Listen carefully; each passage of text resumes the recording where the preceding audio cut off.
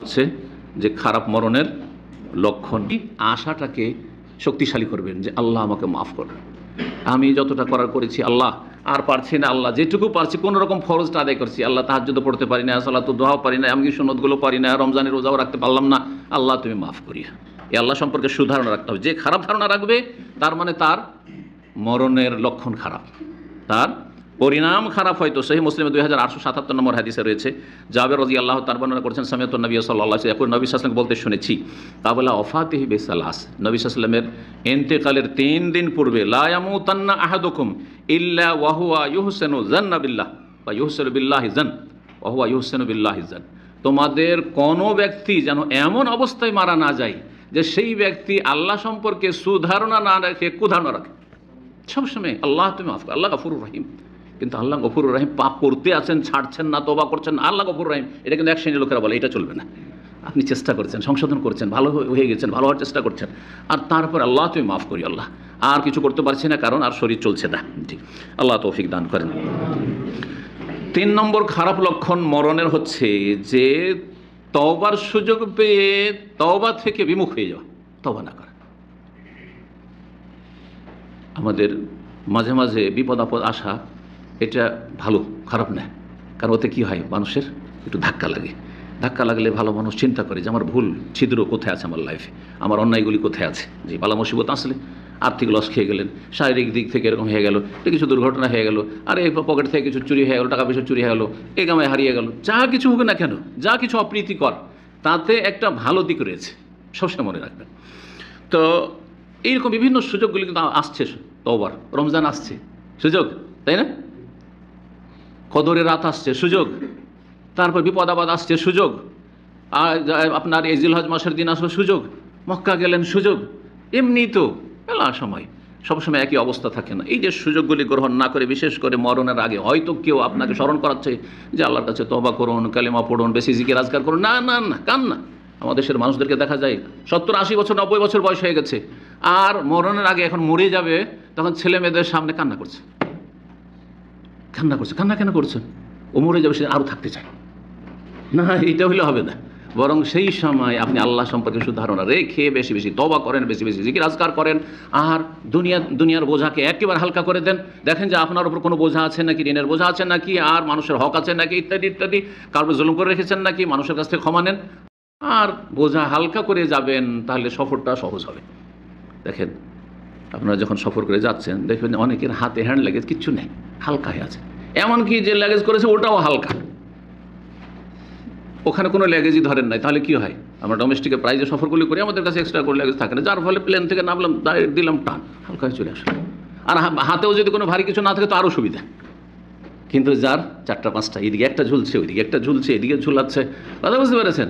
আর ওইদিকে তো ল্যাগেজ আছে, বড় বড় ল্যাগেজ আছে, ওখানে তো লাইন লাগিয়ে থাকতে হবে বেল্টে, কত সময় লাগছে তাকে, আর কত হয়রানি হচ্ছে, কত টেনশন হচ্ছে। তো ঠিক এখান থেকে আপনাকে বুঝতে হবে যে হাসরের মাঠে হাজির, আল্লাহর সামনে হাজির, কবরে হাজির, আর গুনহার বোঝা নিয়ে আপনি হাজির হয়েছেন, আর টাকা পয়সার বোঝা নিয়ে হাজির হয়েছেন। টাকা কোথা থেকে আসলো, কোথায় খরচ করেছে, এই শব্দ। এই জন্য টাকা পয়সার বোঝাকে হালকা করে দেন, আর আখেরাত মুখী হন। আল্লাহ রাব্বুল আলামিন আমাদেরকে আখেরাতকে মুখ্য উদ্দেশ্য বানাবার তৌফিক দান করেন। বলছিলাম, তওবা থেকে কেউ যদি ফিরে যায়, এই তওবার তৌফিক হলো না, স্মরণ করানো হচ্ছে, তারপরেও সে পাপের দিকে সতর্ক করা হচ্ছে, পানিশমেন্ট হয়ে যাচ্ছে, অনেক সময় আসামের কাঠগড়ায় হাজির হচ্ছে, সামাজিক বিচার হচ্ছে, তারপরে ভালো মানুষ হতে পারলো না, ধাক্কা খেয়ে।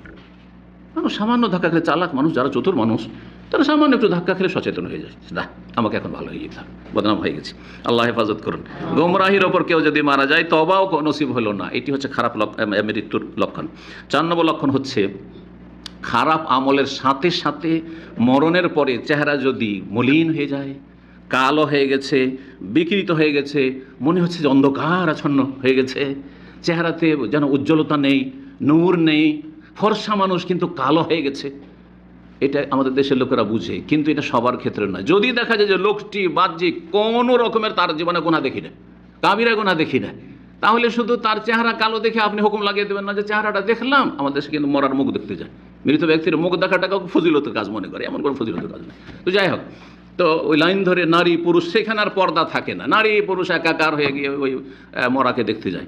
তো দেখতে গিয়ে নানান রকমের মন্তব্য, ভালো মানুষের চেহারাটা হয়তো এমন রোগ ছিল যে রোগের কারণে হতে পারে এটা সায়েন্টিফিক বিষয় হতে পারে, মেডিকেলের বিষয় হতে পারে যে চেহারা কালো হয়ে গেছে বা শরীর কালো হয়ে গেছে, কিন্তু সেটাকে আপনি ফেলে দিলেন, তার বদ আমলের উপরে ফেলে দিলেন আপনি কী করে জানেন?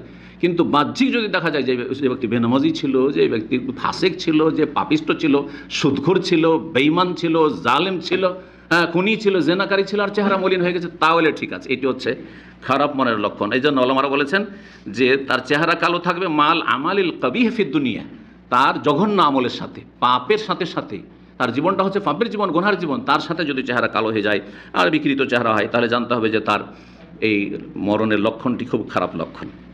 5 নম্বর লক্ষণ হচ্ছে মৃত্যুর পূর্ব মুহূর্তে আশেপাশের লোকেরা তালকিন করবে, এটি হচ্ছে সুন্নত। যখন তালকিন করা হচ্ছে, তালকিন করা মানে কি বুঝেন? যে ওকে বলতে হবে যে লা ইলাহা ইল্লাল্লাহ পড়েন, লা ইলাহা পড়েন, এটা কিছু ওলামারা বুঝেছে। আর আরেক দল বলছেন না, ওকে হুকুম করবেন না, কারণ ওই সময় মানসিক একটা অশান্তিতে থাকে, আর শারীরিক যন্ত্রণায় থাকে। তো মৃত্যু, তারপরে শারীরিক মানসিক সার্বিক দিকে যন্ত্রণা, আপনজন প্রিয়জন স্ত্রী ছেলে মেয়ে ছেড়ে হয়তো চলে যাবে, এইরকম অবস্থায় হয়ে গেছে, বুঝতে পারছে। তো সেই সময় বিরক্তিবোধ, আর শয়তান চান্স নিয়ে আছে, যদি একটা কুফরি কথা বলিয়ে দিতে পারি তাহলে তো আমার সাথে স্থায়ী জাহান্নামে নিয়ে যেতে পারবো, যার ফলে ওই সময় হুকুম করবেন না, তার পাশে চারিদিক থেকে পড়তে থাকবে লা ইলাহা ইল্লাল্লাহ, লা ইলাহা ইল্লাল্লাহ, আশহাদু আল্লা ইলাহা ইল্লাল্লাহ ওয়া আশহাদু আন্না মুহাম্মাদার রাসূলুল্লাহ, এভাবে পড়তে থাকেন, এভাবে পড়তে থাকেন। আরেক দল বলছে যে না, পড়তে বলেন, যে একটু লা ইলাহা ইল্লাল্লাহ পড়ে না, কিন্তু পড়তে থাকাটাই বেশি ভালো, আর তাকে শুনিয়ে শুনিয়ে যাতে করে দেখা দেখি সেও পড়ে নাই। কিন্তু যখন পড়তে বললেন অথবা তার পাশে পড়ছেন, তখন সে অস্বীকার করে দিল, কি আমাকে বিরক্ত করছো, না আমি বলবো না, নাউযুবিল্লাহ, তাহলে গেল। এটি হচ্ছে খারাপ লক্ষণ, মরণের খারাপ লক্ষণ। আর এটা সাধারণত কাদের হয়? যারা সারা জীবন পাপ করেছে, পাপ শুনেছে, পাপ দেখেছে, ব্লু ফিল্ম দেখেছে, আর নোংরা আর অশ্লীল গান বাজনা শুনেছে। বাজনা শুনতে মজা লাগে, আজকাল কিছু দেখছেন মানুষকে সুবহানাল্লাহ গ্লাস খুলে দিচ্ছে আর জোরে জোরে আপনার মিউজিক সহ গান শুনছে। যারা গানে আসক্ত তাদের সাধারণত পরিণামটা এরকম খারাপ হয়, মরণটা ভালো হয় না। জি, বেশ কিছু দুর্ঘটনা বিভিন্ন দেশের একটি কিতাব এই সম্পর্কে লেখা হয়েছে আরবিতে, আর সেই ঘটনাগুলোকে কালেকশন করে দেখা হয়েছে যে যেই লোকগুলি অ্যাক্সিডেন্ট করে মরছে, এখন মরছে, ওকে বলা হচ্ছে ওর পাশে লা ইলাহা ইল্লাল্লাহ পড়ছে, কিন্তু ও লা ইলাহা ইল্লাল্লাহ বলছে না। যেই গান গাইতো অথবা গান চালানো ছিল ওর গাড়িতে, যে সময় মারা যাচ্ছে ওই গানটাকে সে আবৃত্তি করছে, সেটা পাঠ করছে। এটা হচ্ছে খারাপ লক্ষণ মরণের, এটি হচ্ছে খারাপ লক্ষণ। তো কালেমাকে অস্বীকার করা, কালেমা পড়তে অস্বীকার করা, অথবা কোনো খারাপ কথা, অশ্লীল কথা বলা, কুফরি কথা বলে দেওয়া, অথবা পাপের কথা বলা। যারা মদখোর, আর ওই সময় কালেমা পড়তে বলা হচ্ছে, তখন সে মদ চাইছে হয়তো, তাহলে লক্ষণ খারাপ। জেনাকারী, কারোর সাথে তার প্রেমের জেনা আছে, সে ওর নাম উচ্চারণ করছে, প্রেমিকার নাম উচ্চারণ করছে, এগুলো হচ্ছে খারাপ লক্ষণ মরণের। এইরকমই যারা পরকীয়ায় লিপ্ত যেসব মহিলারা, তাকে বলা হচ্ছে হঠাৎ করে মরণ এসছে, বলা হচ্ছে সে প্রেমিকের কথা, যাকে ভালোবাসে, যাকে অন্তরে জায়গা দিয়েছে আল্লাহকে বাদ দিয়ে, তার কথা তার মুখে উচ্চারণ হচ্ছে, এগুলো হচ্ছে খারাপ মরণের লক্ষণ। 6 নম্বর মরণের খারাপ লক্ষণ হচ্ছে ফরজ অজেব আদায় করতে গিয়ে গাফিলতি, উদাসীনতা, শিথিলতা। ফরজ অজেব আদায় করতে গিয়ে মানুষ অসুস্থ হইলে আরও ভালো হওয়া উচিত, আরও অ্যাক্টিভ হওয়া উচিত, যে কি জানি মরে যাবে, একটু ভালো করে ইবাদতবন্দি করি। তা না করে অধিকাংশ মানুষকে দেখা যায় তখন গাফিল হয়ে যায়। দেখেন যে সব শয্যাশায়ী রোগী, সেগুলি কিন্তু অনেকে নামাজ পড়ে না, অথচ তার হুঁশ আছে, জ্ঞান বুদ্ধি আছে, দুনিয়ার কথা বলছে, জমি জায়গার কথা বলছে, টাকা পয়সার কথা বলছে, কিন্তু নামাজ পড়ছে না। ও হাসপাতালে ছিলাম 1 সপ্তাহ নামাজ পড়িনি, আমার বাবা আমার মা হাসপাতালে ছিল 1 সপ্তাহ বা 1 মাস ছিল, নামাজ পড়েনি। কেন নামাজ পড়েনি? তার হুঁশ ছিল না, হুঁশ আছে, কেন পড়েনি? তাহলে এটি হচ্ছে খারাপ লক্ষণ। যে এইরকম হুঁশ থাকলো, জ্ঞান থাকলো, বিবেক সম্পন্ন, এমন নয় যে বেহুশ হয়ে আছে, আর সব কিছু তার চিন্তা আছে, আর সব কিছুর জন্য সে হাই হাই করছে, আর 5 ওয়াক্ত সালাতটা আদায় করলো না, কেন করলো না? আর তারপরে যারা আশেপাশে আছেন, আত্মীয় স্বজন, প্রিয়জন, তাদেরও জন্য ফরজ যে তারা যখন সালাতে রক্ত হবে তখন স্মরণ করিয়ে দিবে, যখন জোহর হয়েছে, এখন আসর হয়েছে, এখন ফজর হচ্ছে, ইত্যাদি ইত্যাদি, এইভাবে সালাত আদায় করা। অসুস্থতার বাহানায় অথবা পারছি না বাহানায়, বার্ধক্যে যখন মানুষ পৌঁছে যায়, বুড়ো হয়ে গেছে অথবা অসুস্থ হয়ে শয্যাশায়ী, ফরজ ওয়াজিব ছেড়ে দেওয়া, এটি হচ্ছে খারাপ মরণের আরেকটি লক্ষণ। আর এর উপরে যদি মৃত্যু হয়ে যায়, 1 সপ্তাহ 10 দিন নামাজ পড়লো না, আর বেনামাজি হয়ে মারা গেল, রূহ কবজ হয়ে গেল, অথচ সেই ব্যক্তির হুঁশ জ্ঞান সব কিছু ছিল। আল্লাহ বুঝার তৌফিক দান করুন। এই ক্ষেত্রে নসিহত করো প্রত্যেক ব্যক্তিকে যে এই রকম পরিস্থিতির সম্মুখীন হবেন তাকেও, এবং আমাদের যারা আপনজন আত্মীয় স্বজন আছেন, যারা ওই রোগীর আশেপাশে থাকবেন তাদেরকেও, যে এইরকম গাফিলতি যদি আপনাদের থাকে তাহলে জানতে হবে যে খারাপ মরণ হয়েছে। আল্লাহ যেন বুঝার তৌফিক দান করেন। আর তারপরে বিদাতীদের কাছে আরেকটা রাস্তা খোলা আছে, যে নামাজের কাফারা দিয়ে দেবো, আর মোল্লাদের একটা ইনকাম সোর্সের রাস্তা খোলা আছে যে একা ওয়াক্তের জন্য এত টাকা করে দিতে হয়, সুতরাং 1 মাস ছুটেছে তোমার বাবার তোমার মায়ের, তো এত টাকা দিতে হবে, কাজ হয়ে গেল। এই ধর্ম ব্যবসা চলছে, ধর্ম ব্যবসা চলছে। আল্লাহ বুঝার তৌফিক দান করুন। 7 নম্বর খারাপ মরণের লক্ষণ হচ্ছে যে যখন মৃত্যুর মুহূর্ত ঘনিয়ে এসছে, মুমূর্ষ অবস্থায়, তখন মরতে না চাওয়া, মরবো না, যেতে চাই না, এটা আমরা বুঝতে পারবো না, এটা সেই ব্যক্তি বুঝছে আর ফেরেশতারা বুঝছে যে আসতে চায় না, এ রূহ বেরিয়ে আসতে চায় না, এ রূহ এদিক সেদিক ছোটাছুটি করছে, পালাচ্ছে। এ কে এটা করে? যেই ব্যক্তি বদ আমল, যেই ব্যক্তির আমল খারাপ সারা জীবনে, বুঝতে পারছে যে আমার অবস্থা খুব খারাপ এখানে গেলে, সুতরাং ওই সময় যদি মরণকে কেউ ঘৃণা করে তাহলে আল্লাহ তাকে ঘৃণা করেন, এই মর্মে হাদিস রয়েছে, প্রসিদ্ধ হাদিস। আর যদি সেই সময় মরণকে ভালোবাসে, মানে আল্লাহর সাথে মরণকে ভালোবাসে, মানে আল্লাহর সাথে সাক্ষাৎকে ভালোবাসে, আল্লাহ চাই যে তাড়াতাড়ি আসুক, আমি ওকে দেব, নিয়ামত দিব, জান্নাতের বিছানা বিছিয়ে দেবো, জান্নাতের পোশাক পরিয়ে দেবো, জান্নাতের সুগন্ধি সে পেতে থাকবে, আর জান্নাতের সে আয়েশ আরাম করতে থাকবে সে ইল্লিয়ে বারজাখী জীবনে। এই মর্মে নবী সাল্লাল্লাহু আলাইহি ওয়াসাল্লামের হাদিস, সহিহ বুখারীতে 6507 আর সহিহ মুসলিমে 2683। উবাদা ইবনে সামিত রাদিয়াল্লাহু তাআলা আনহু বর্ণিত, নবী সাল্লাল্লাহু আলাইহি ওয়াসাল্লাম, মান আহাব্বা লিকা আল্লাহ আহাব্বাল্লাহু লিকাহু ওয়া মান কারিহা লিকা আল্লাহ কারিহাল্লাহু লিকাহু। যেই ব্যক্তি আল্লাহর সাথে সাক্ষাৎকে পছন্দ করে, ভালোবাসে, যে আল্লাহর সাথে সাক্ষাতের জন্য সবসময় প্রস্তুত, সুস্থ অবস্থাতে কেউ মরতে চায় না, কেউ চায়? সুস্থ অবস্থার কথা বলা হয়, একেবারে শেষ অবস্থা, এখন নিশ্চিত, বিশেষ করে যখন ফেরেশতারাকে দেখে নিয়েছে, চারিদিক থেকে মালায়েকা চলেছে, হাজির হয়ে গেছে। মান আহাব্বা লিকা আল্লাহ, এই হাদিসের অর্থটি ভালো করে, সেই সময় যদি আল্লাহর সাথে মোলাকাতকে, সাক্ষাৎকে ভালোবাসে, যে আল্লাহ আমি যেতে চাই, তাড়াতাড়ি তোমার কাছে আসতে চাই, আহাব্বাল্লাহু লিকাহু, আল্লাহ চাই যে তাড়াতাড়ি আমার বান্দা আমার কাছে আসুক। ওমান কারিহা লিকা আল্লাহ, যে আল্লাহর সাথে সাক্ষাৎকে ঘৃণা করে, অপছন্দ করে, কারিহাল্লাহু লিকা, আল্লাহ তাকে দেখতে চাই না, যা দূরে থাকবে, সামনে আসবি না তুই, কারিহাল্লাহু লিকাহু।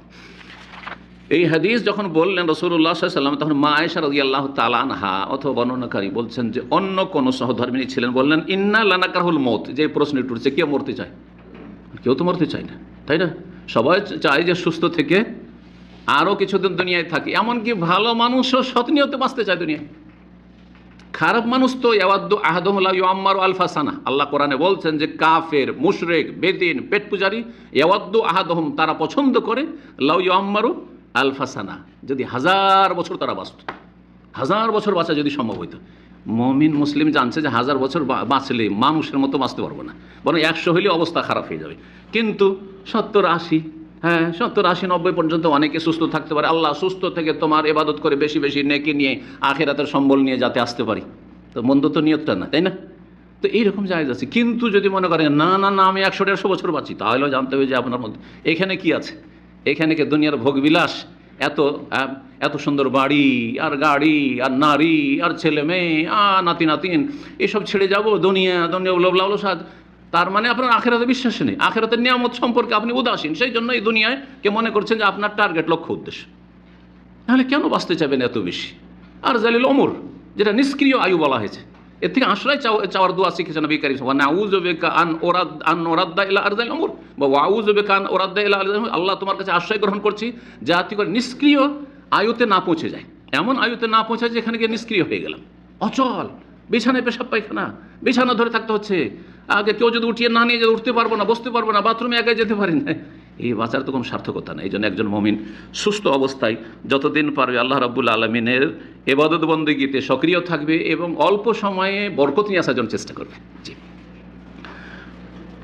মা আয়েশা রাদিয়াল্লাহু তাআলা আনহা বলছেন যে ইয়া রাসূলুল্লাহ, সবাই তো ইন্না লা নাকরাহুল মউত, আমরা তো কেউ মরতে চাই না, সবাই তো মওতকে ঘৃণা করি। লাইসা যাকে, এটা আসলে উদ্দেশ্য নয়, উদ্দেশ্য ওয়ালাকিনাল মুমিন ইযা হাদারাহুল মউত, মুমিন ব্যক্তির যখন মওতের সময় ঘনিয়ে আসে আর মালাকুল মউত চলে এসেছে, বুশশিরা বিরিজওয়ানিল্লাহ ওয়া কারামাতি, আল্লাহর সন্তুষ্টি, আল্লাহর পক্ষ থেকে তার জন্য যে সম্মানের জায়গা রয়েছে, সম্মানের স্থান রয়েছে, সেসব সুসংবাদ যখন ফেরেশতারা এসে তাকে শুনিয়ে দেয়, ফালাইসা শাইউন আহাব্বা ইলাইহি আমামাহু, তখন এর চাইতে বেশি প্রিয় আর কিছু থাকে না। তখন কি স্ত্রী, ছেলে, মেয়ে, দুনিয়া কিচ্ছু দরকার না, আমি ওই জান্নাত যেতে চাই। যখন জান্নাতের দৃশ্য দেখতে পায়, আল্লাহ সন্তুষ্টির কথা বলা হয়, আহলান সাহলান করা হয় মুমিন ব্যক্তিকে, ফাহাব্বা লিকা আল্লাহ, তখন আল্লাহর সাথে সাক্ষাৎকে ভালোবাসে, আল্লাহ তখন তাকে চান যে তাড়াতাড়ি করে আমার বান্দা আসুক। ওয়াইনাল কাফিরা, আর কাফের, মুশরিক, বেদিন, পেট পূজারী, হুদেরা, যখন তার মৃত্যুর সময় ঘনিয়ে আসে, বুশশিরা বিআযাবিল্লাহ, আল্লাহর আযাবের তাকে সুসংবাদ দেওয়া হয়। আযাবের আবার সুসংবাদ হয় নাকি? বুশরা মানে তো সুসংবাদ, এটা ওই রকমই, এটাতে আরও বেশি অলংকার আছে। যেমন আমাদের বাচ্চারা দুষ্টামি করলে, আয় তোকে মজা দেখাবো, হ্যাঁ মজা চাখাবো, বলেন না? এটা মজা নাকি? লাঠির মায়ের দিবেন, আমাদের মজা। তো এটা এই ভাষাতে যেমন অলংকার আছে, তেমনি আযাবের সুসংবাদ পাপীদের জন্য এতেও অলংকার রয়েছে। আর কোরআনে সবচেয়ে বেশি অলংকার রয়েছে।